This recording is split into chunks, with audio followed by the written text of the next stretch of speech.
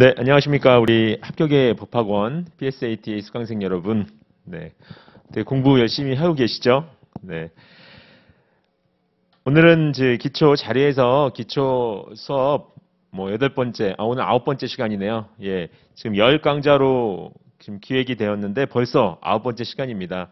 시작할 때, 10강좌를 어떻게 잘 할까? 이렇게 부푼 기대감을 갖고 시작했는데, 벌써 아홉 강좌째가 됐고, 이제 거의 마무리가 되어가고 있습니다.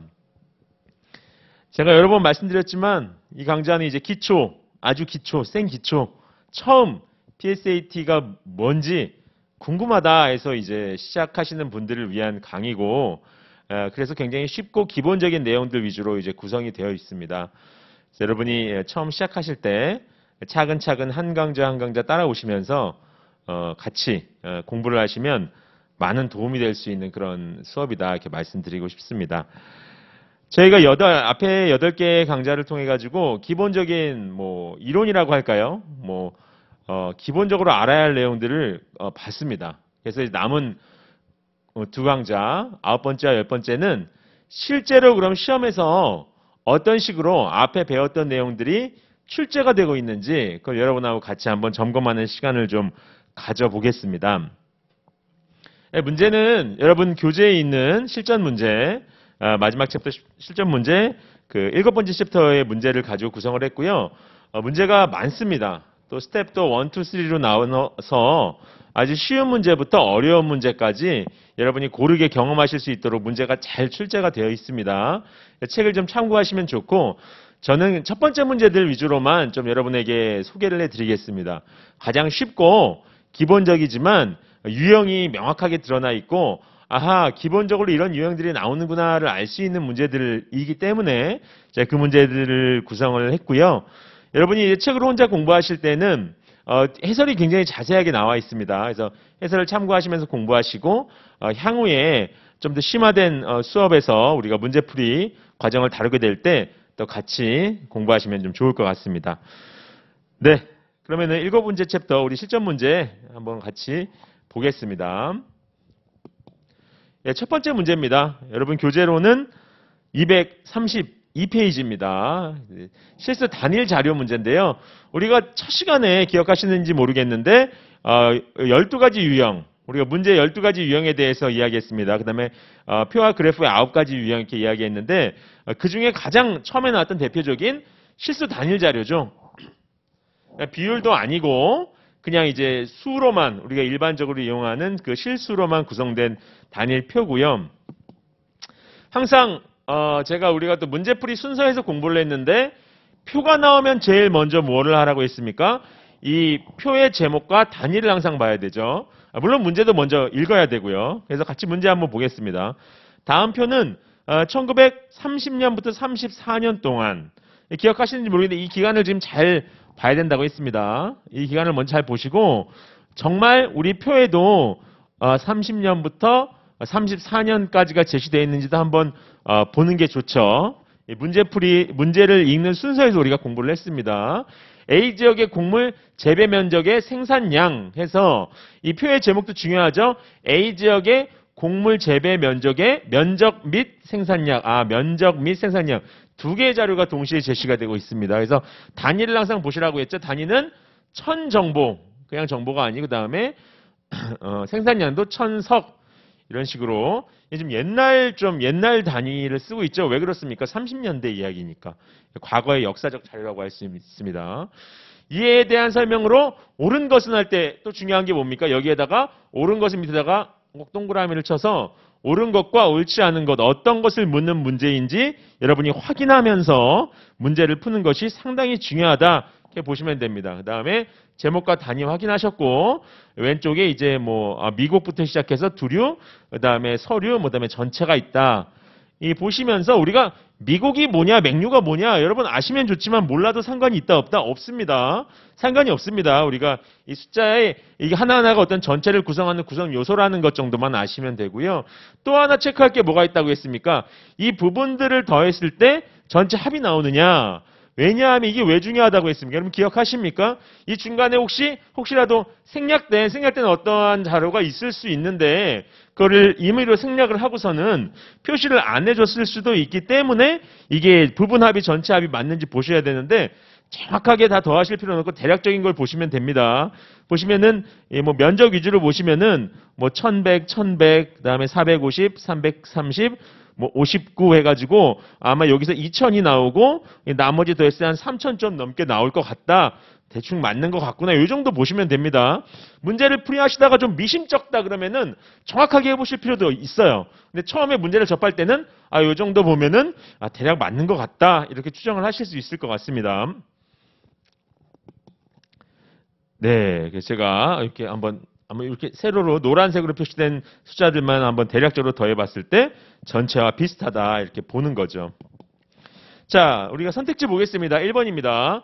1931년에서 34년 동안 재배 면적의 전년 대비 증감 방향은 미국과 두류가 동일하다. 그래서 이 선택지를 읽으실 때 중요한 게 뭡니까? 일단 주어가 뭔지 보셔야 됩니다. 보시면은 재배 면적의 전년 대비 증감 방향이죠. 재배 면적의 전년 대비 증감 방향. 그러니까 생산은 보실 필요가 없는 거예요. 잘 읽으셔야 되는 이유가 표가 이렇게 자료가 다양할 때 어디를 보느냐. 빠르게 내가 필요한 것을 찾아가는 것이 상당히 중요한데 재배 면적 보라고 했으니까 각각의 이 곡물에 대한 생산은 보실 필요가 없는 거예요. 생산은 보실 필요가 없어지는 거예요. 생산은. 그래서 면적만 보시면 되고 또 중요한 게 뭡니까? 기간이죠. 31년에서 34년 동안 그래서 30년은 보지 마시고 31년도부터 보시면 됩니다. 근데 왜 31년도부터 뭐라고 했을까요? 증감량이라고 하니까 증가 방향이라고 했으니까 증감 방향 30년도에는 그 전에 29년이 안 나왔기 때문에 30년 자료 자체가 증가한 건지 감소한 건지 우리가 알 수가 없죠. 그래서 31년도부터 보라고 하는 게 당연하고 합리적인 이야기가 되는 거죠. 그렇죠? 그다음에 미국과 두류 했으니까 전체 보실 필요도 없고 미국하고 이제 두류만 보시면 되는 거죠. 네, 그러면 제가 이제 하이라이트 표시를 해놨습니다. 그래서 미국하고 두류의 면적의 31년도 이후에 34년까지의 증감 방향을 보는 건데요. 뭐 이거 판별하는 건 굉장히 쉽죠. 요거 네모 박스 치는 것만 실수 안 하시면 그 다음은 크게 실수하실 일이 없습니다. 예. 그래서 보시면은 30년에 비해서 어떻게 했습니까? 감소했고 증가하고 맞죠? 네. 그다음에 여기도 감소하고 근데 여기는 증가했네요. 요 부분이 여기서는 한번 감소를 했는데 31년, 32년 사이에 두류는 증가를 했네요. 그러니까 뭐 하나만 틀린 예가 나와도 틀린 거죠. 항상 그렇습니다. 틀린 예를 하나만 찾았으면 뒤에는 더 이상 볼 필요가 있다 없다? 없는 겁니다. 그래서 그냥 X, 첫 번째 문제는 X가 됩니다. 뭐 어렵지 않죠? 간단하게 여기 어떤 정보를 봐야 되는지만 잘 선택하시면 그 다음은 크게 실수할 일이 없다. 그렇게 보시면 될 것 같습니다. 네, 다음입니다. 두 번째 선택지는 생산량은 매년 두류가 서류보다 많다. 그렇죠? 그래서 두류가 많다. 이렇게 보시면 되죠. 그래서 이걸 간단하게 보시면은 두류가 서류보다 많다. 이렇게 여러분이 해석을 하시면 돼요. 나중에 습관이 되시면 이게 자동적으로 되겠지만 처음에 습관이 안 됐다 하면 이렇게 한번 써보시는 것도 좋아요. 두류가 많다. 무엇보다 서류보다 이렇게 되는 거죠. 뭐가요? 생산량이. 그래서 네. 그래서 여기에 제가 표시를 해봤고요. 두류가 서류보다 많다. 생산량이.에서 이 박스만 잘 치시면 되는 거죠. 두류의 또 면적에다 또 동그라미 치시면 안 돼요. 대표적인 실수죠. 두류를 기껏 잘 찾아 놓으시고 면적에다 동그라미를 한다든지 서류를 내야 되는데 살짝 삐끗해서 잡고게 한다든지 뭐 그런 문제가 되는 거죠. 그래서 이 두류와 서류의 생산량에다가 각각 동그라미를 치시고 매년 또 중요한 게 뭡니까? 여기 매년이라는 거죠. 매년. 대체적으로 많은 편이다 이런 게 아니라 매년. 그래서 매년 두류와 서류를 비교하시면은 두류가 많아야 되는데 많고 어떻게 됩니까? 근데 여기서부터는 적네요. 적고. 네. 그래서 32년부터 34년까지는 반대가 됐습니다. 이렇게 돼야 되는데 반대로 이렇게 됐어요. 그렇죠? 그래서 매년 맞아야 되기 때문에 틀린 거죠. 뭐 대략적이라고 해도 이건 틀린 거죠. 그렇죠? 두 번째 선지도 틀렸다. 그래서 우리 지금 옳은 것을 찾고 있습니다. 네, 세 번째 선지입니다. 재배 면적은 매년 잡곡이 서류의 2배 이상이다.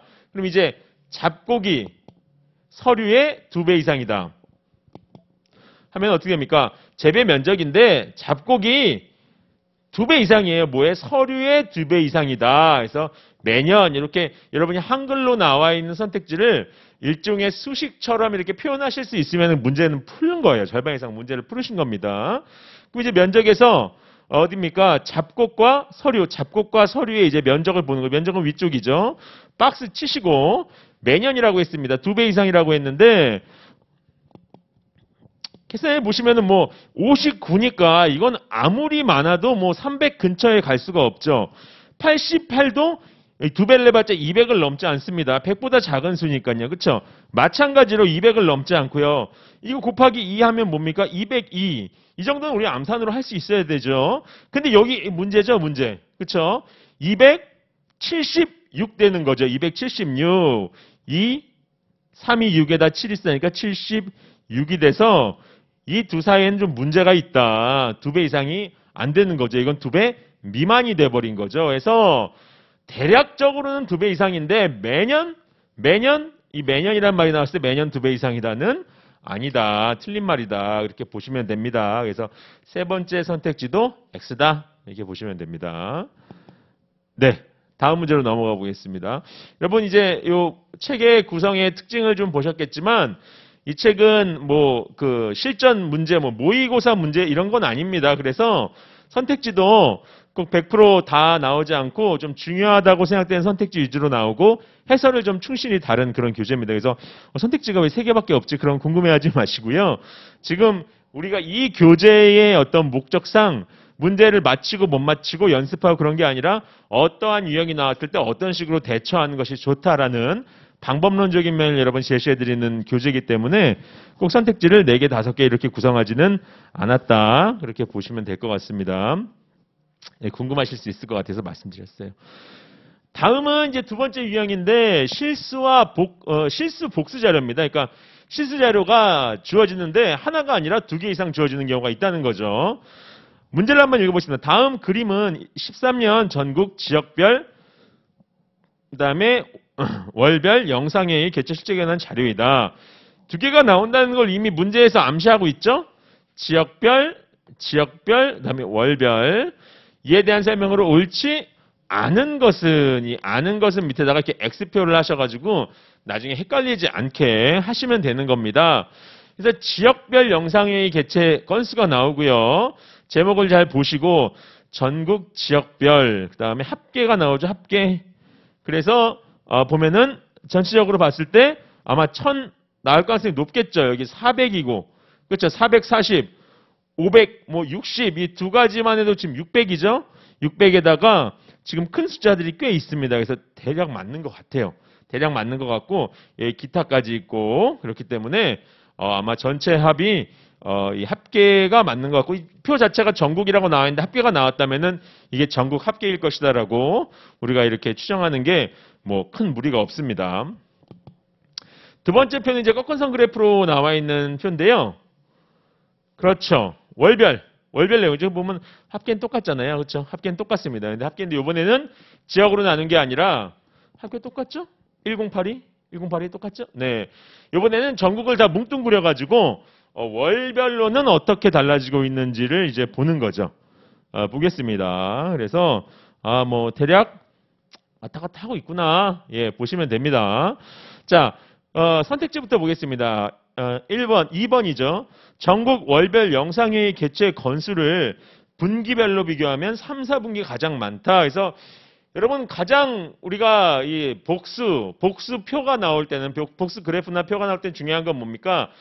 내가 필요한 표가 첫 번째 표인지 두 번째 표인지 내가 필요한 그래프가 첫 번째 그래프인지 두 번째 그래프인지를 빠르게 판단하는 게 제일 중요해요. 두 번째 거 봐야 되는데 앞에 첫 번째 거 보고 있고 첫 번째 거 봐야 되는데 두 번째 거 보고 있고 거기서 1초, 2초 시간 손실 나는 게 여러분한테는 치명적인 약점이 될 수도 있다는 말씀입니다. 그래서 빨리 봤을 때 분기별 나왔으면은 벌써 지역별하고는 관계가 없다는 걸 아셔야죠. 그럼 월별하고는 관계가 있나? 관계가 있죠. 여러분 분기 지난번에 말씀드렸지만 1년 12달을 4개로 나눠서 쿼터 3개월씩을 분기라고 보는 거죠. 그래서 1분기, 2분기, 3분기, 4분기 또는 1, 4분기, 2, 4분기, 3, 4분기, 4, 4분기라고 부르는 거예요.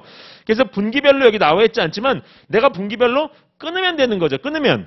그랬을 때 3, 4분기에 가장 많다. 3, 4분기가 가장 많다. 어디가요? 여기가 지금 가장 많다는 거거든요. 여기가. 그럼 정말 그렇습니까? 다 더해가지고 값을 비교하면 되는데 우리가 계산법 공부할 때 이야기했죠? 게으름이. 게을러야 된다 아니다? 게을러야 됩니다. 수험생은 게을러야 돼요. 이게 무슨 말입니까? 부지런해야지 수험생이 아침부터 열심히 공부해야지. 그건 맞아요. 근데 계산할 때는 여러분이 게으르셔야 돼요. 무슨 말입니까? 가능하면 계산을 안 하고 풀 수 있는 방법을 찾으셔야 됩니다.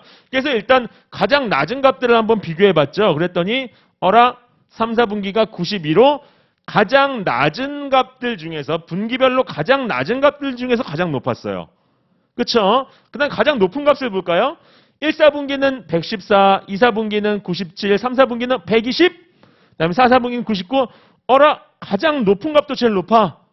그럼 중간값은 중간값도 보시면은 뭐 102예요. 102. 이 수 자체가 전체에서 세 번째예요. 그러니까 중간값도 가장 높죠?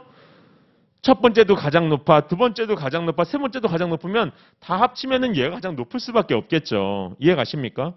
어떤 반에 1등이 다른 전체 반의 1등보다 성적이 높아요. 2등도 모든 반의 2등보다 성적이 높아요. 3등도 모든 반의 3등보다 성적이 높아요. 그럼 1, 2, 3등의 성적을 합친 거는 무조건 그 반이 제일 높겠죠? 그렇죠? 그래서 이거는 더해보실 필요도 없이 맞는 답이 되는 겁니다. 동그라미 되는 거죠. 그래서 이거를 뭐 나는 꼭 더해보겠어. 나는 꼼꼼한 사람이야. 아, 그것도 좋은데 꼼꼼함도 정도가 있는 거죠. 이 정도면은 이 정도 99.999%인데 더해봤더니 다른 값이 나올 것이다. 이건 그냥 100%죠 사실은. 그까지 꼼꼼하실 필요는 없습니다. 이 정도면은 동그라미. 자, 다음 세 번째 선택지입니다. 영상의 개체 건수가 가장 많은 지역은 전남이다. 벌써 보는 순간 지역이죠. 지역 나왔으니까 앞에를 봐야 된다는 걸 알죠. 그 다음에 전남이 가장 많다 해서 보시면 이제 앞에 표로 돌아오는데 전남이 가장 많은 거 많습니다. 이제 주의하셔야 될 건 뭐라고 했습니까? 혹시라도 여기서 이야기하지 않은 생략된 값이 있지는 않을까 조심하셔야 됩니다. 근데 여기서 생략된 값이 있다 없다? 여기서는 없는 것 같다. 왜요? 제목 자체가 전국이고요. 그 다음에 합계가 나오고요. 그 다음에 기타까지 나옵니다. 뭐 이 정도면은 이 정도에 놓고서는 뒤통수 칠 일은 없을 거다라고 보셔도 무방하다 생각됩니다. 그래서 전남이 딱 이제 맞는 선택지가 되는 겁니다. 맞는 선택지가. 그래서 이제 X값 찾기니까 여기 제시된 두 개 선택지에서는 정답은 없네요. 예, 다른 선택지에서 있겠죠. 그러면 그렇죠? 제가 계속 강조드리지만 이거는 뭐 문제를 맞고 틀리고 그게 중요한 게 아니라 여러분이 한번 선택지를 어떻게 보고 문제를 어떻게 읽고 접근하는지 방법을 보시면 될 것 같습니다. 세 번째입니다. 이제 비율표로 넘어갑니다. 비율. 그래서 이제 표가 좀 커서 글씨가 좀 작은데 여러분이 교재 270페이지를 참고하시면서 같이 보시면 좋을 것 같습니다. 자, 제 문제부터 읽어보죠. 항상 문제 열심히 읽으셔야 돼요, 여러분. 시간이 없다고 문제 안 읽으시면 안 됩니다. 다음 표는 2000년에서 2007년 사이 한번 기간은 맞나 한번 보죠. 예, 2000년에서 2007년 사이 잘 맞고요. 7개 도시의 실질 성장률에 대한 자료이다. 이에 대한 설명으로 옳은 것은 도시의 성장률을 무엇을 기준으로 평가한 건지는 잘 모르겠으나 어쨌든 실질 성장률을 기준으로 성장률의 값을 퍼센트로 해가지고 이제 표시를 하고 있습니다. 뭐 경제 성장률일 수도 있고 인구 성장률일 수도 있고 모르겠어요. 네, 그리고 근데 특이한 것 중에 하나는 뭡니까? 전체 개가 안 나와 있죠. 그래서 전체 값은 얼마인지 모르겠고요. 그 다음에 단위는 퍼센트, 그렇죠? 비율이니까 약간 흐리게 나와 있는데 단위는 퍼센트다. 이렇게 보시면 될 것 같아요. 선택지를 한번 볼까요? 3번입니다. 2001년 각 도시의 실질 성장률은 2000년에 비해 감소했다. 그쵸? 각 도시니까 각각 여기서 조심해야 될 게 뭡니까? 각 도시, 그러니까 전체적으로 감소했느냐를 물어보는 게 아니라 도시마다 다 감소했다는 거죠. 무엇이요? 2001년도가 2000년에 비해서, 그러니까 더 작다는 겁니다. 그러면 뭐 비교하시면 되는데 딱 보기에도 부산은 증가했습니다. 딱 보기에도. 그렇죠? 딱 보기에도 부산이 딱 증가했어. 우리가 일반적으로 위에서부터 보잖아요. 근데 서울 감소, 부산 증가했으면 얘기 끝난 거죠. 얘기 끝난 거죠. 하나라도 반대의 예외의 케이스가 있으면 아니다라고 보시면 될 것 같아요. 자, 네 번째 선택지입니다. 2002년 대비 2003년에 실질 성장률이 5%포인트 이상 감소한 도시는 모두 3개이다. 재미있는 표현 나왔습니다. 퍼센트 포인트 우리 배웠죠? 퍼센트 포인트는 뭐라고 했습니까? 그냥 퍼센트 단순 계산이라고 보시면 된다고 했어요. 이게 우리가 잘 안 봐서 그렇지 고마운 거예요. 퍼센트 포인트가. 퍼센트 포인트는 그냥 퍼센트를 10% 빼기 5% 해가지고 5%다. 이렇게 아주 단순 계산이죠. 근데 5%라고 하면 안 되고 어떻게 해야 됩니까? 5% 포인트 감소했다 또는 증가했다 이렇게 말해야 된다는 거죠. 뭐 어떤 게 앞이냐에 따라서 아무튼 이 퍼센트끼리 계산을 했을 때는 5% 포인트 증가했다 감소했다 P를 붙이고 왜 그렇다고 했습니까? 예를 들어서 우리나라의 여성 인구가 10년 전에 49%였는데 지금 50%가 됐습니다. 예를 들어서. 그러면은 어떻게 된 겁니까? 1% 증가했다라고 할 수 있죠. 1% 증가했다, 1% 증가했다. 근데 굉장히 오해가 있는 표현이죠. 과연 10년 동안 인구가 1% 증가했을 것인가? 실제 몇 명의 인구인지 모르는 상태에서 내가 1% 증가했다 아니다 말한다는 것은 상당히 대담하다 못해 잘못된 표현인 거죠. 그래서 요거는 그냥 퍼센트로 봤을 때 1% 증가한 것으로 보인다 이렇게 말해야지 맞는 거지 실제 1% 증가했다 이렇게 말하면 말도 안 되는 겁니다. 그래서 이건 1% 포인트라고 꼭 P를 표시해서 비율로만 봤을 때 1% 증가한 것이다 이렇게 말하는 거를 상대방이 듣고 이해할 수 있게끔 해줘야 된다는 겁니다. 그래서 여기서 5% 포인트라고 나왔을 때 나는 퍼센트는 알겠는데 퍼센트 포인트는 뭐지? 당황하지 마시고요. 단순히 플러스 마이너스 했더니 뭐 여기 감소했다고 되니까 우리가 비기에서 항상 얘기했던 게 B 마이너스 기죠. B 마이너스 기 했더니 마이너스 5가 나오더라. 당연히 단위는 퍼센트 포인트죠. 마이너스 5가 나오더라. 뭐 이것만 알면 되는 거. 쉽게 말해서 2003년의 값이 2002년에 비해서 5만큼 작은 거. 그 이상 작기만 하면 되는 거예요. 그럼 딱 보면은 이거에서 8.0에서 1.3 빼주면 된다는 얘기인데 우리 빼기도 또 우리는 어렵잖아요. 빼기 좋아하세요? 더하기도 어려운데 빼기 어떻게 해? 그래서 그냥 5를 빼줘보는 거죠. 8.0에서 5를 빼면 3이죠. 그건 우리가 좀 쉽잖아요.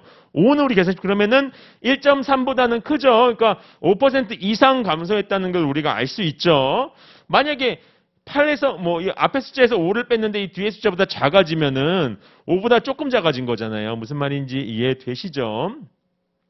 5를 빼보니까 3 되고 두 번째 부산 같은 경우에도 5를 빼니까 이상하네요. 그렇죠? 이상해요. 그래서 부산은 아니고 그래서 5 이상 감소한 것만 한번 꼽아봤습니다. 이것도 4.1에서 5 빼면 마이너스가 돼야 되니까 5 이상 감소한 건 아니고요. 10.7에서 5를 빼면 5.7이 되니까 2.4보다 큽니다. 그래서 이건 5 이상 감소한 게 맞고 광주도 5 이상 감소한 게 맞고 울산도 5 이상 감소한 게 맞고 부산, 대구, 대전은 앞에 수에서 5를 뺐을 때 뒤에 수보다 작아지니까 5 미만으로 감소한 겁니다. 5%포인트 미만으로. 3개 다 있으니까 틀렸네요. 4개입니다. 네, 이렇게 보시면 어렵지 않죠? 네. 다음 네 번째 유형입니다. 이제 이번엔 비율인데 비율 이 표가 복수로 1개 이상 나왔을 때는 어떻게 풀어주면 좋을까? 그래서 여러분 교재로 88페이지에 나와 있는 문항입니다. 기본 문제죠. 제목 읽어보겠습니다. 다음 표와 그림은 A에서 E국의 국민 부담률이 뭐야? 몰라도 상관없습니다. 모를 때는 아주 특이하다기보다는 좀 생소한 개념일 때 밑에 이렇게 또 당구장 표시, 꽃 표시에서 설명이 나와요. 글씨가 좀 작습니다. 여러분 교재를 많이 참고해 주시면 좋을 것 같아요. 국민 부담률 밑에 보니까 사회보장 부담률 더하기 조세 부담률이래요. 그렇죠? 본인이 여기 나와 있네요. 여기 사회보장 부담률, 조세 부담률 합쳤더니 국민 부담률에서 이 두 개의 값을 합한 것이 이 국민 부담률이구나. 뭐 그렇게 아시면 되는 거죠. 네. 값을 볼까요? 여긴 가로치니까 안 되지만 여기는 26.1, 8.6, 그러니까 34.7 맞죠? 맞죠? 자, 그 다음에 재정 적자율, 잠재적 부담률 뭐 있습니다. 그 다음에 공채 의존도 나타낸 자료이다. 그렇습니다. 이에 대한 보기의 설명 중 옳은 것만 고르면 그래서 이제 밑에 한번 같이 한번 보겠습니다. 공채 의존도는 어디 나와 있습니까? 표가 두 개죠. 예, 복수잖아요. 그래서 이렇게 해서 공채 의존도는 바로 이제 막대 그래프로 또 나와 있습니다. A, B, C, D에서 공채 의존도가 뭐예요? 그거는 여러분 전공에서 공부하시고요. 네. 그러니까 국공채 재정에서 의지하는 뭐 그 비율이겠죠. 뭐 정확하게 모르겠습니다. 아무튼 의존도가 이렇다. 그래서 A국 같은 경우에 상당히 많고요. 다른 곳은 비교적 낮기도 하고 이렇습니다. 자, 보기를 한번 보시죠. 두 가지 보기를 제시하고 있습니다. 디귿과 리을. 사회보장 부담률이 가장 높은 국가의 공채 의존도가 가장 높다. 그러면 일단 사회보장 부담률을 먼저 보셔야겠죠. 사회보장 부담률을 보시면은 사회보장 부담률 컬럼이 있어요. 계산할 것도 없는데 문제는 뭡니까? 하나가 빈칸으로 돼 있네요. 그러면 빈칸을 계산해야겠죠. 뭐 계산하는 건 어렵진 않죠. 국민 부담률이라는 것이 그냥 요 밑에 설명을 따라가시면 돼요. 사회보장 부담률하고 조세 부담률을 합한 거니까 뭡니까? 38.9라는 게 23.0과 플러스 사회보장 부담률을 더한 게 되는 거죠. 단순 더한 게 되는 겁니다. 맞죠? 그래서 반대로 빼주면 되는 거죠. 38.9에서 23.0을 빼니까 15.9가 나오더라. 네, 맞습니다. 네, 그러면은 여기다가 15.9를 넣었을 때 싹 비교를 해봤더니 가장 낮은 국가는 어디가 됩니까? 죄송합니다. 사회보장 부담률이 가장 낮은 국가를 먼저 찾아야 되는데 가장 높은 국가, 가장 높은 국가는 2죠. 왜요? 요거를 몰랐을 때는 A가 될 수도 있으니까 우리가 함부로 속단할 수 없었지만 여기까지 계산하고 보니까 2가 제일 높아. 맞아. 그쵸? 그러면은 이 국가가 공채 의존도가 가장 높은지 보면 되는데 아까 아니었죠? 아까 아니었습니다. 그래서 공채 의존도가 가장 높은 국가는 A입니다. 그래서 지금 여기 보기에서는 A와 E가 같다 이렇게 설명한 거랑 똑같은 거죠. 말도 안 되는 얘기 같지 않습니다. 리을입니다. 잠재적 부담률이 가장 낮은 국가는 B다. 해서 잠재적 부담률 해가지고 뭐 계산을 하시면 되는데 뭐 큰 거 작은 거 비교하시면 되는데 여기는 빈칸이 두 개나 있는 거죠. 그래서 B 국가의 잠재적 부담률 보니까 잠재적 부담률이라는 건 뭡니까? 국민 부담률 더하기 재정 적자 비율입니다. 그래서 뭐 B 국가 같은 경우에 34.7 더하기 9.9, 44.6. 이 국가는 67.5 해가지고 잠재적 부담률이 가장 낮은 국가가 보니까 B가 맞긴 맞네요. 44.6으로. 그래서 리을은 맞는 보기 이렇게 되는 거죠. 그래서 여러분이 이제 이 문제 같은 경우에는 쉬워요. 풀이 과정이 쉬운데 여러분이 주의하셔야 될 건 뭐냐면은 표가 이렇게 나오고 잘 모르는 얘기들이 있어. 국민 부담률이 뭐야? 뭐 여러분이 뭐 행정학이나 뭐 이런 거 뭐 그런 걸 전공하셨다, 뭐 경제학을 전공하셨다 그러면 좀 익숙할 수도 있지만 기타 전공하시는 분은 국민 부담률이 뭐야? 사회보장 부담률이 조세 부담률 밑엔 또 수식이 나와. 우와, 난 이건 못 풀어. 그러실 필요는 없다는 거죠. 몰라도 돼요. 예, 여러분 전공 시험이 아닙니다. 우리 PSAT 시험은 전공 시험이 아니에요. 그냥 이 표를 보고 상식적으로 이런 게 있구나, 이런 게 있구나, 이런 게 있구나. 근데 계산은 어떻게 하는 거야? 밑에 친절하게 알려주고 있습니다. 그럼 더하고 빼기만 잘 하시면은 틀린 일이 없어요. 그러니까 겁을 먹지 마시라. 그런 의미에서 이 문제가 의미가 있다고 봅니다. 그래서 두 표와의 뭐 관계성 이런 것도 같이 보시면서 차근차근 풀어가시면 틀릴 일이 없어요. 틀릴 일. 그래서 옳은 것만 고르라 했을 때 이제 리을을 여러분이 골라주시면 됩니다. 또 하나 좀 중요한 게 옳은 것만 고르라, 옳은 것을 모두 고르라, 틀린 것만 고르라, 틀린 것을 모두 고르라. 이런 문제 할 때 여기에 OX 표시하는 거 항상 잊지 말고 꼭 하시라. 왜냐하면은 이렇게 선택지가 1, 2, 3, 4 나와 있는 거는 선택지에 내가 O, X, X, X 이렇게 선택지에 표시해 나가다 보면은 O를 묻는 건지 X를 묻는 건지가 보여요. 보인다고요. 왜요? 만약에 O를 물어봤는데 O, X, X 나한테 이렇게 이상한 거죠? 왜 O가 두 개일까? 왜 X가 두 개일까? 뭐 이런 궁금증이 생겨요. 근데 모두 고르라 거기서 궁금증이 안 생겨요. 기억, 니은, 디귿, 리을 하다 보면은 이것도 O, X 잘했어. 근데 옳은 곳을 고르라 하면은 정답이 기억, 디귿을 골라야 되는데 여기 옆에 보기에 또 니은, 리을도 있어. 1번 기억, 디귿, 2번 니은, 리을. 그러면은 이걸 골라야 되는데 아무 생각 없이 이걸 고르기도 하고 이걸 골라야 되는데 아무 생각 없이 이걸 고르기도 한다고요. 왜? 모두 고르라고 했으니까 X를 물어본 건지 동그라미를 물어본 건지 표시가 문제를 푸는 과정에서 잘 안 나요. 이해 가세요? 이거 문제를 많이 풀어보시면 나중에 여러분 느끼실 거예요. 그래서 모두 고르라 하는 문제는 조금 여러분이 긴장하시고 똑바로 보면서 푸는 연습을 좀 하셔야 되겠다. 그 말씀을 드리고 싶습니다. 네, 5번입니다. 그 다음에 실수 자료와 비율 자료가 섞여 있는 문제가 있어요. 문제 한번 보겠습니다. 다음 그림은 이것도 좀 그래. 그림을 보는 순간 겁을 먹죠. 와! 복잡해! 어이 뭐야? 나 이런 그림 처음 보는데? 이거 뭐 컨덴싱 보일러야 뭐야? 여러분 이건 어려운 거 아닙니다. 예. 여러분 기본적으로 표나 그래프, 그림 이런 거는 여러분의 이해를 돕기 위해서 사실은 만들어주는 거예요. 그러니까 이해를 잘 하라고 편하게 이해시켜주려고 나오는 거예요. 근데 그 표나 도표가 조금 복잡하고 어려워 보인다고 겁을 먹으면 안 되는 거죠. 더 쉽게 이해할 수 있도록 도와주는 거다 생각하고 가벼운 마음으로 접근하시면 돼요. 다음 그림은 2011년 국내 원목 벌채와 이용의 흐름에 대한 자료이다. 뭐 어렵습니까 이게? 원목을 어떻게 벌채를 했고 원목과 나무를 어떻게 잘랐고 어떻게 썼냐 그 얘기를 해요. 이게 뭐 어려워. 이거 이해 못할 사람이 어딨어. 이에 대한 설명으로 옳은 것은 여러분 책 300페이지에 책을 같이 참고하시면서 보시면 좋을 것 같아요. 2011년 국내 원목 벌채와 이용의 흐름에서 원목 벌채가 846만 세제곱미터? 원목 벌채는 이제 그 부피로 따지나 봐요. 그렇겠죠. 나무가 뭐 똑같은 면적이라도 키 큰 나무가 있고 작은 나무가 있으니까 그렇구나. 저도 배웠네요. 근데 이게 벌채도 그냥 다 똑같은 벌채가 아니라는 거죠.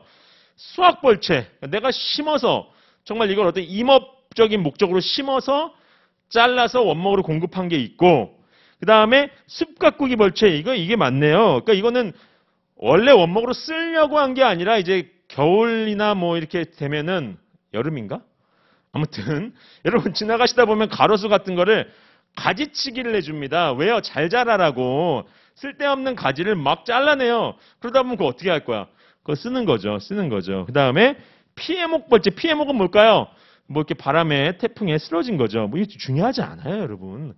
제가 이 설명을 드리는 이유는 여러분이 뭐 임업협동조합에 지금 취업하려고 하시는 건 아니잖아요. 몰라도 되는데 어렵지 않다는 거예요. 뭐 저는 뭐 이걸 어디 공부했을까요? 아니에요. 읽고 상식적으로 이해하는 것 뿐입니다. 여러분도 저보다 다 똑똑하신 분들이기 때문에 다 이해할 수 있다. 근데 이것도 목재로 이용할 수 있는 게 있고 이용할 수 있는 게 있고 이용할 수 없는 게 있겠죠. 나무의 뭐 재질이라든지 그렇죠. 그다음에 잘려진 어떤 모양이라든지 이런 거에 따라서 그래서 이용할 수 있는 게 있고 없는 게 있고 못하는 게 훨씬 많네요. 그렇죠. 그다음에 벌채량으로는 숲가꾸기 벌채가 제일 많네요. 근데 목재도 여러 가지로 쓰인다는 거죠. 보드, 펄프, 그다음에 뭐 제재목, 뭐 에너지 기타 쓰이는데 이제 보드는 잘 모르겠지만 합판 같은 거 아닐까 싶어요.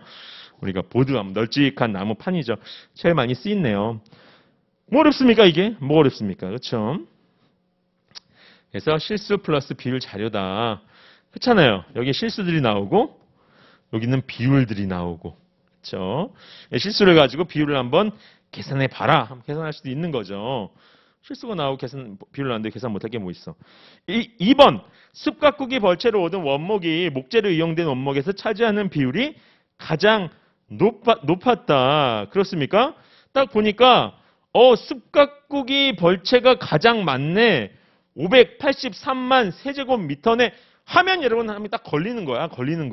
여러분 걸리는 겁니다. 그러면은 함정에 빠졌어요. 왜 빠졌습니까? 이 583만 세제곱미터가 전체 다가 목재로 이용됐어? 아니잖아. 그거는 아니잖아. 근데 여기서 마치 유도하는 거죠. 습각구기 벌채로 얻은 가지치기로 벌채로 얻은 원목이 목재 원목으로 차지하는 비중이 가장 높다. 이거 봐, 제일 많잖아. 그건 아니고 이거는 벌채량에서는 제일 많아요. 벌채량은 제일 많은데 목재로 이용된 거는 이것 중에서 27%밖에 안 돼요.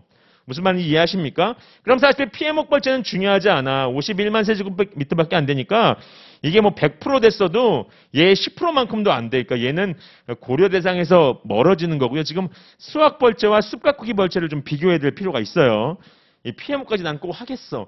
그러지 마세요. 이건 100%가 됐어도 51밖에 안 되기 때문에 얘 10%도 못 미쳐요. 근데 여기 27% 나왔으니까 일단 피해목 벌채는 우리의 고려 대상에서는 빠이빠이 멀어지고 수학 벌채와 습각구기 벌채만 비교를 해주는데 같이 한번 보겠습니다. 일단 요건 목재가 보면 399만 세제곱미터. 이거는 어디서 왔냐 이거죠. 어디서 왔냐 보니까 수학벌채 212 곱하기 96%. 그렇죠? 그다음 뭡니까? 습각구기 583 곱하기 27%. 그다음에 피해목에서 왔다 이거죠. 이건 알 수 있죠, 여러분.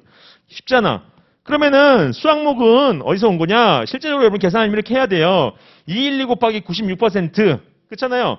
근데 우리 96% 212 곱하기 96 피곤하잖아. 그러면 96은 뭐야? 우리 배웠죠? 계산해서 100-4잖아. 100-4. 그렇죠? 그러면은 212 빼기 4니까 0.04를 곱해주면 8.뭐뭐겠죠. 8.뭐뭐 대략 8.뭐뭐%라고. 그러면 어떻게 됩니까? 대략 203.뭐뭐가 된다. 이거 계산 꼭 해야 될 필요 없다는 겁니다. 무슨 말인지 이해하십니까? 대략 소수점 밑에까지는 여기선 계산 안 해줘도 될 것 같아요. 왜? 밑에도 소수점 밑에가 크게 많이 영향을 미칠 것 같지가 않으니까요. 한번 볼까요? 습각구기는 어떻게 돼? 583 곱하기 27%인데 좋아. 보수적으로 30%라고 보자 이거야. 보수적 적용 한번 해보자 이거야. 30%라고 놓고 보자 이거였는데 30%라고 봤는데도 180밖에 안 돼. 무슨 말인지 이해가십니까? 30%라고 봐도 180밖에 안 되면 27이라고 보면은 그 값은 뭔진 모르겠지만 180보다도 작겠죠. 그렇잖아요. 30으로 봤는데 180이면은 27로 보면은 더 작지 당연히. 근데 크긴 뭐가 커. 30으로 해도 200에 못 미치는데 27로 하면 200엔 당연히 못 미치죠. 그러면 뭐가 많은 거야? 수학 목재가 많은 거죠. 수학 목재가. 네. 이걸 뭐 세세히 계산할 필요까지는 없는 거잖아요. 이 정도 계산도 사실은 굉장히 많이 해준 거죠. 예, 굉장히 많이 해준 겁니다. 이거는 뭐 거의 뭐 한 200에 가깝구나 대충 봐도 되는 거예요, 사실은. 근데 굉장히 제가 계산을 이 정도면 어마어마하게 꼼꼼하게 한 겁니다. 이 정도면은. 선생님 대략이라고 해놓고서 뭐가 꼼꼼해요. 이 정도면 꼼꼼하게 한 거예요, 굉장히. 예. 실제로 저희 문제 풀 때는 이 정도도 하지도 않아요. 202에 96%? 뭐 200 가까이 되겠네. 그쵸? 근데 이건 30해도 180, 20 차이면 어마어마한 거잖아요. 근데 그보다 더 작어? 에이, 볼 것도 없네. 틀렸네. 이렇게 된다는 거죠. 실제 문제에서는. 근데 저는 처음부터 그런 식으로 너무 대충 하지 마시고, 처음에는 한번 꼼꼼하게 요 정도 계산은 하는 연습을 하시는 게 나중에 장기적으로 봤을 때 좋습니다. 나중에는 빨리 계산을 할 수 있게 돼요. 자연스럽게. 그래서 습각구기 벌채를 얻은 목재에서 이용된 원목이 차지하는 비율이 가장 높은 게 아니라 수학벌채가 가장 높다는 거죠. 네, 틀렸고요. 3번 보드용으로 이용된 원목의 양은 200만 세제곱미터보다 적었다. 보드용. 이번에는 요 실수 자료에서 보드용의 퍼센트를 뽑아낼 수 있느냐. 그래서 이제 계산을 해보면은 399 곱하기 55%죠? 그쵸? 근데 우리가 보수적으로 한번 적용해보자 이거죠. 399니까 그래 390으로 한번 해보자 이거죠. 390으로 한번 해보자. 예. 해보니까 55%는 50% 더하기 5%죠. 그래서 분배 법칙으로 50% 더하기 5%니까 나눠주는 거죠. 그랬더니 계산해보니까 절반이니까 185고 절반의 10% 18.5죠. 더했더니 203.5야. 203.5야. 그러면은 390도 200보다 많은데 390으로 계산한 것도 200보다 많은데 399로 계산한 거는 말할 것도 없죠. 무슨 말인지 이해가세요? 390 곱하기 55%가 이게 200보다 커요. 203.5라고. 그러면은 399 곱하기 55%는 말할 것도 없는 거죠. 200보다 크다는 건 말할 것도 없는 거죠. 그래서 이거를 보수적으로 적용했다. 더 큰 값을 찾기 때문에 작은 값을 넣어가지고 한번 예를 들어 300으로 한번 계산해봐라. 그거는 200보다는 못 미친단 말이에요. 그러면 한 390 정도로 한번 계산을 해보자. 이런 식으로 이제 보수적으로 접근한다는 거죠. 그렇죠? 네. 그렇죠. 이 숫자가 385가 아니라 185가 아니라 그렇죠. 195가 돼야 맞죠? 맞습니까? 그렇죠. 그래야지 1은 2, 그렇죠. 9, 2, 18, 그렇죠. 그 다음에 이것도 19.5에서 이게 200이 훨씬 넘어가는 거는 맞다는 거죠. 계산이 좀 제가 실수가 있었네요. 죄송합니다. 어쨌든 대세한 200보다 큰 것만은 변함이 없다는 거죠. 390으로 했을 때. 그렇죠? 9, 2, 18, 그다음에 5, 20 해가지고. 맞습니다. 그래서 죄송합니다. 숫자 실수는. 어쨌든 지금 그 중요한 게 아니고 200보다 훨씬 크다는 것만은 변함이 없다. 중요한 거죠. 예, 실수 안 할게요. 죄송합니다. 네. 그렇다. 풀이에는 뭐 틀린, 방법에는 틀린 것은 없다.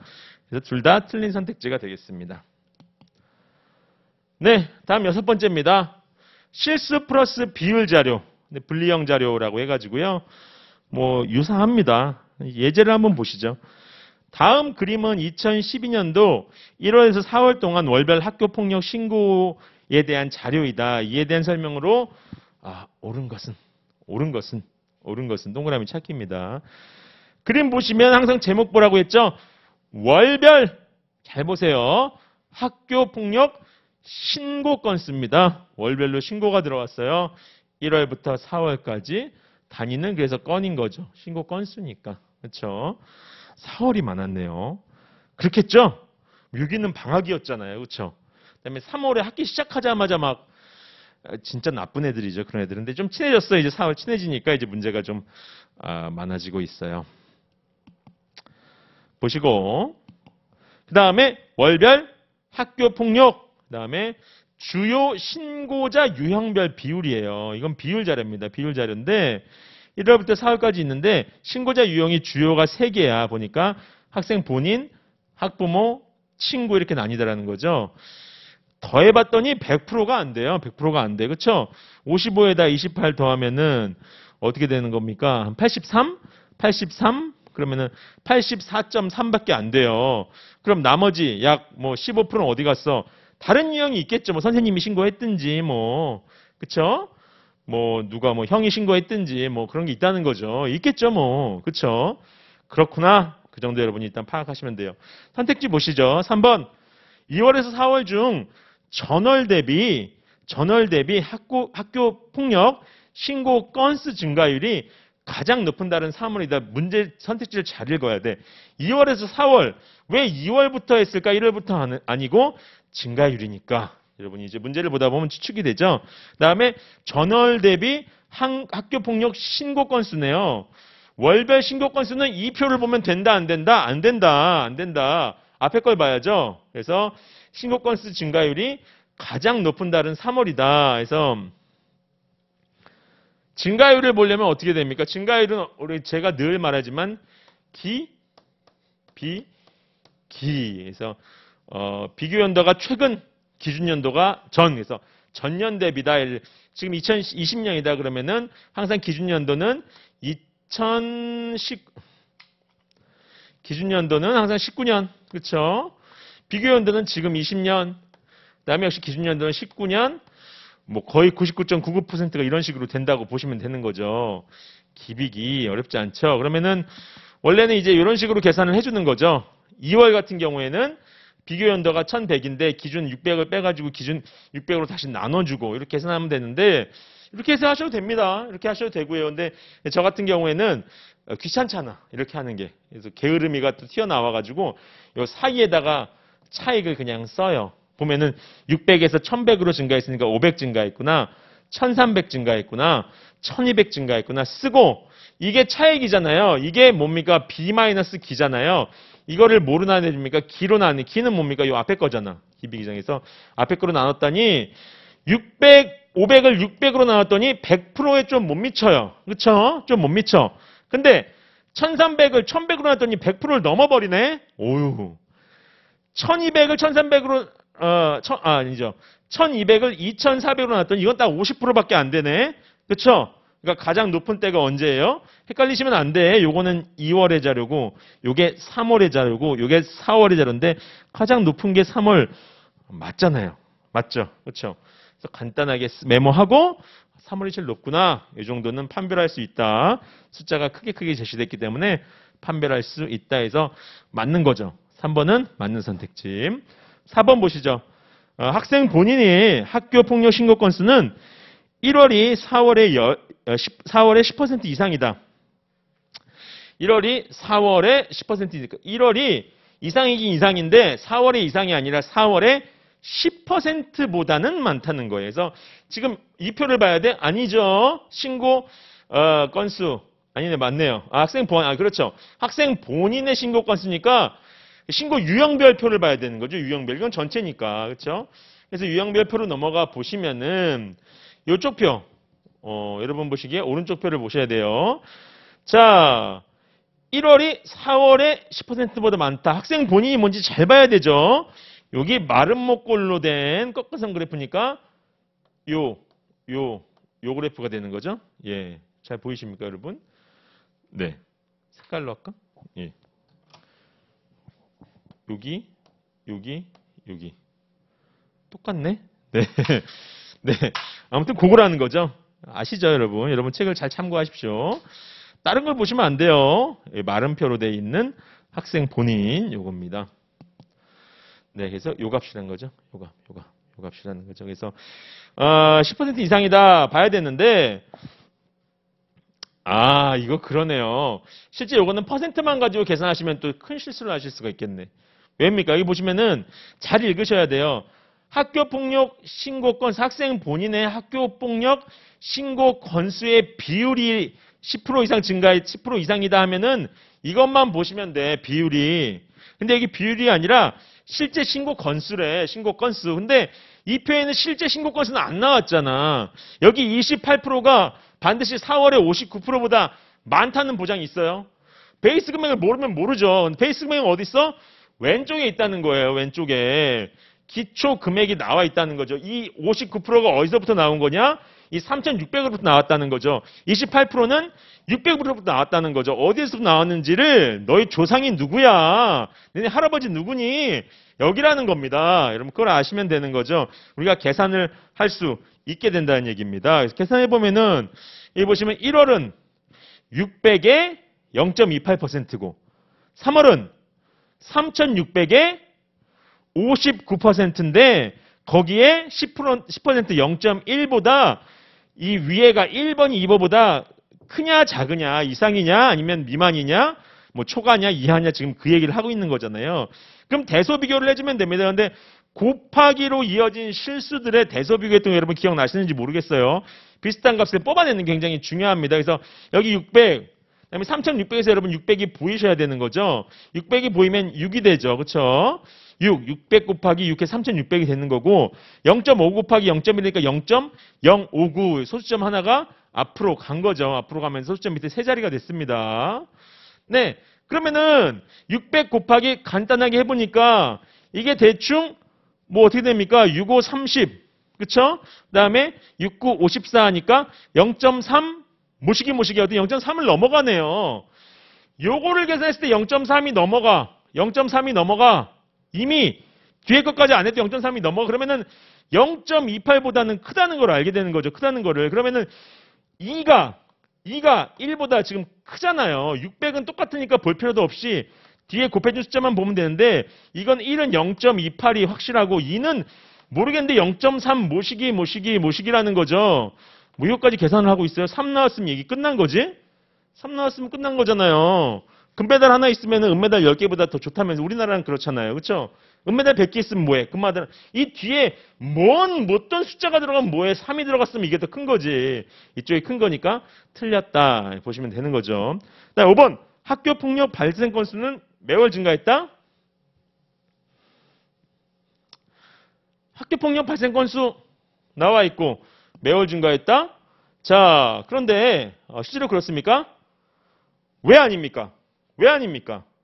여기도 잘 보셔야 되는데 매월 증가했다 나오는데 1월에 대한 자료는 우리가 알 수 있다 없다? 알 수가 없어요. 그렇죠? 정확하게 제시는 안 돼 있지만 어쨌든 아무 말이 없을 때는 전체를 봐야 돼. 그렇죠? 전체를 봐야 돼. 그렇죠? 그다음에 아하, 이게 또 그 문제가 있구나. 발생 건수구나. 발생 건수. 무슨 말인지 아시죠? 그럼 신고랑 발생은 똑같습니까? 여러분, 우리나라에 신고가 들어온 범죄가 우리나라 범죄의 총수와 같을까요? 지난주에 범죄가 100건이 신고가 됐어. 그럼 범죄가 실제로 100건이 일어난 겁니까? 또 이 10건이 모두 다 실제로 범죄에 대한 건수였을까? 이거는 수사를 해봐야 하는 거고 재판을 해봐야 하는 무슨 말인지 이해 가세요? 실제 범죄였음에도 불구하고 신고가 안 된 건도 있을 수 있고 신고가 됐는데 조사를 해보니까 그게 실제 범죄가 아니었을 수도 있는 거잖아요. 그렇죠? 그래서 이거는 발생 건수를 물어봤는데 우리가 아는 자료는 신고 건수밖에 없어. 그래서 알 수가 없다. 알 수가 없다는 것이 X가 정답입니다. 헷갈리지 마시고요. 꼼꼼하게 읽는 연습하시기 바랍니다. 저도 헷갈려요, 늘. 7번입니다.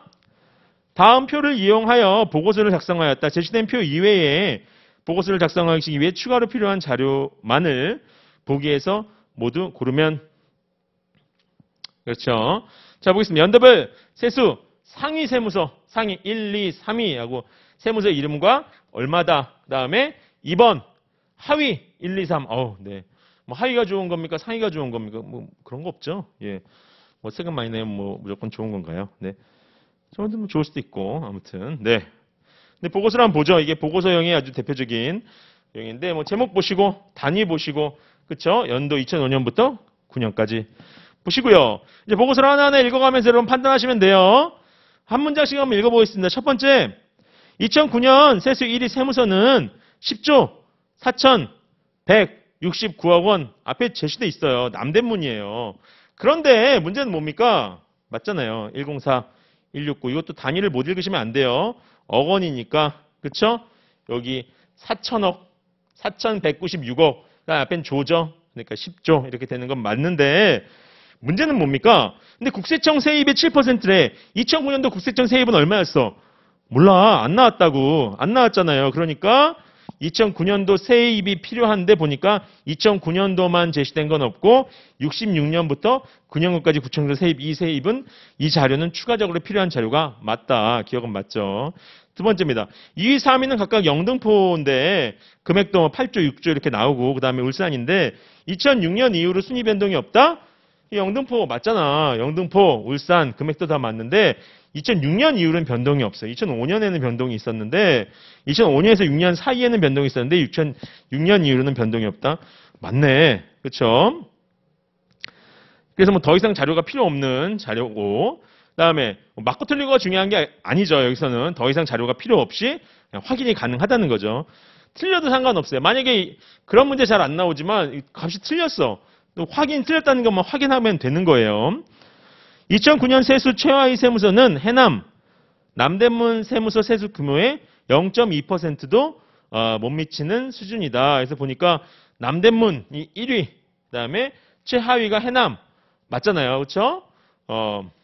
이거는 뭐 확인이 된 거죠. 이걸 자체로 확인이 제시된 표로 확인됐으니까 더 이상 볼 게 없고. 그 다음에 서울 지역에서는 도봉 세무서 지금 서울 지역에 뭐 도봉이 어떻고 뭐 관악이 어떻고 뭐 강동구가 어떻고 그런 게 나왔습니까?